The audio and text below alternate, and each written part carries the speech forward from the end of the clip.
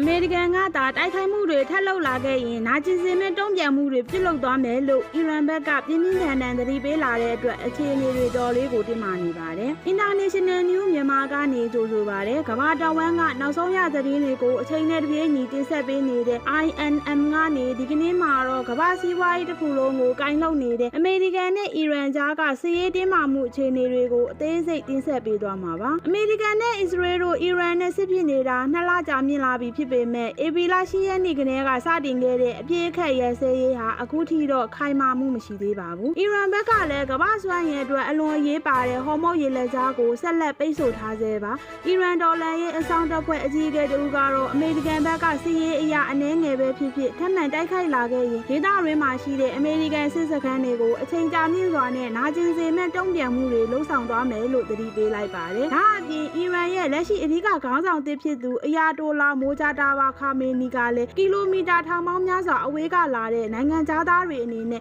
ရေအောက်ကျမ်းမြင်ကလွဲပြီးဒီနေရာမှာနေစရာမရှိဘူးဆိုပြီးပြင်းပြင်းထန်ထန်တုံ့ပြန်ပြောဆိုထားပါတယ်။နေပြည်အခြေအနေတွေရကြာသပတေးနေ့ညပိုင်းကအီရန်မြို့တော်တီဟီရန်ရဲ့တချို့နေရာတွေမှာလေကြောင်းရန်ကာကွယ်ရေးစနစ်တွေအလုံးလုံးနေတဲ့အတန်တွေကြားခဲ့ရပြီးမောင်းသူမဲ့ဒရုန်းတချို့ကိုပစ်ချခဲ့တယ်လို့အီရန်သတင်းဌာနတွေကဖော်ပြပါတယ်။ဒီလိုတင်းမာမှုတွေမြင့်တက်နေတဲ့အတွက်အာရပ်စော်ဘွားများပြည်ထောင်စု UAE ကလည်းသူတို့ရဲ့နိုင်ငံသားတွေကိုအီရန်၊လက်ဘနွန်နဲ့အီရတ်နိုင်ငံတွေကိုတွားရောက်ခြင်းမပြုဖို့တားမြစ်လိုက်ပြီးအဲဒီနိုင်ငံတွေမှာရောက်နေသူတွေကိုလည်းချက်ချင်းအိမ်ပြန်လာဖို့အရေးပေါ်ညွှန်ကြားထားပါတယ်။ဒီစီရေးတင်းမာမှုဟာကမ္ဘာစီးပွားရေးအတွက်တော့အိမ်မက်ဆိုးတစ်ခုပါပဲ။ဟော်မုတ်ရေလက်ကြားဟာကမ္ဘာရေနံနဲ့သဘာဝဓာတ်ငွေ့ရောင်းချမှုရဲ့20%ကိုဖျက်ဆီးတည်ဆောင်နေရတာပါ။အခုလိုပိတ်ဆို့ထားမှုကြောင့်နိုင်ငံတကာစွမ်းအင်ဈေးနှုန်းတွေကမောက်ကမဖြစ်ခဲ့ပြီး Brent ရေနံစိမ်းဈေးဟာတက်စီကို$126အထိထိုးတက်ခဲ့ရာကနေအခုအချိန်မှာတော့$114ဝန်းကျင်ကိုအနည်းငယ်ပြန်လည်ကျဆင်းနေပါတယ်။ကုလသမဂ္ဂအထွေထွေတွင်းရေးမှူးချုပ်အန်တိုနီယိုဂူတာရက်ကတော့ဒီရေလက်ကြားပိတ်ဆို့မှုသ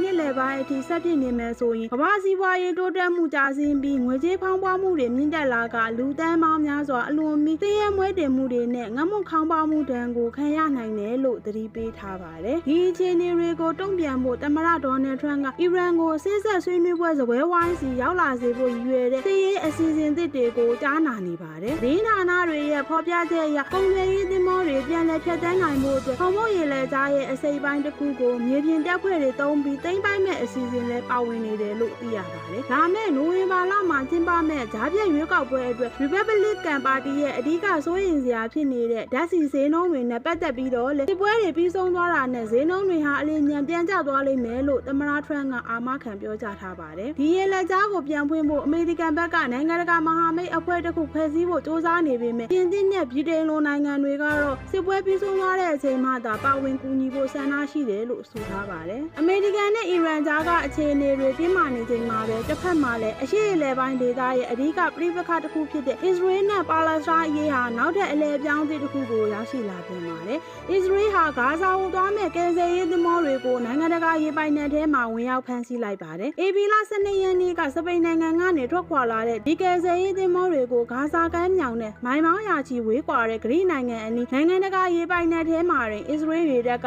ကြားဖြတ်ဖမ်းဆီးခဲ့တာဖြစ်ပါတယ်။ထွက်ပေါ်လာတဲ့ရုပ်သံမှတ်တမ်းတွေမှာတော့အစ္စရေးစစ်သားတွေဟာသင်္ဘောပေါ်ကိုဝင်ရောက်စီးနင်းခဲ့ပြီးအတက်ကယ်အင်ကြီးဝစ်ဆင်ထားတဲ့သင်္ဘောသားတွေကိုလက်မြောက်ခိုင်းကအစ္စရေးစစ်သင်္ဘောတွေပေါ်ကိုဖမ်းဆီးခေါ်ဆောင်သွားခဲ့တယ်လို့သိရပါတယ်။ဒီဖြစ်စဉ်အပေါ်ဂရိနိုင်ငံသားရေးဝန်ကြီးဌာနကအစ္စရေးသင်္ဘောတွေကိုအဆိုပါနေရာကနေဆုတ်ခွာဖို့တောင်းဆိုထားပြီးသင်္ဘောပေါ်ပါလာသူတွေကိုဂရိနိုင်ငံကနေတဆင့်သူတို့နိုင်ငံစီဘေးကင်းစွာပြန်ပို့ပေးဖို့ကမ်းလှမ်းထားပါတယ်။ကယ်ဆယ်ရေးအဖွဲ့တွေကတော့အစ္စရေးရဲ့လုပ်ရဟာဥပဒေမဲ့ဓမြတိုင်းမှုဖြစ်တယ်လို့ပြင်းပြင်းထန်ထန်ရှုတ်ချထားပါတယ်။တူရကီနိုင်ငံကလည်းဒါဟာနိုင်ငံတကာဥပဒေကိုချိုးဖောက်တာဖြစ်တယ်လို့ကန့်ကွက်ထားပေမဲ့အမေရိကန်ကတော့ဒီကယ်ဆယ်ရေးအဖွဲ့ကိုဟာမတ်စ်လိုလားသူတွေလို့သတ်မှတ်ပြီးအစ္စရေးရဲ့လုပ်ရကိုထောက်ခံကြောင်းပြောကြားထားပါတယ်။အမေရိကန်၊အီရန်၊အစ္စရေးနဲ့ပါလက်စတိုင်းစတဲ့နိုင်ငံတွေပါဝင်ပတ်သက်နေတဲ့ဒီအရှေ့အလယ်ပိုင်းကစစ်ရေးမိသားဟာကမ္ဘာကြီးတစ်ခုလုံးကိုဘလောက်အထိရိုက်ခတ်မှုတွေရှိလာနိုင်မလဲဆိုတာကတော့ဆက်လက်စောင့်ကြည့်ရမှာပဲဖြစ်ပါတယ်။ပြည်သက်တွေအနေနဲ့ရောဒီနေ့တင်ဆက်ပေးခဲ့တဲ့စစ်ရေးအခြေအနေတွေပေါ်ဘယ်လိုမြင်လဲဆိုတာကွန်မန့်မှာဝင်ရောက်ဆွေးနွေးပေး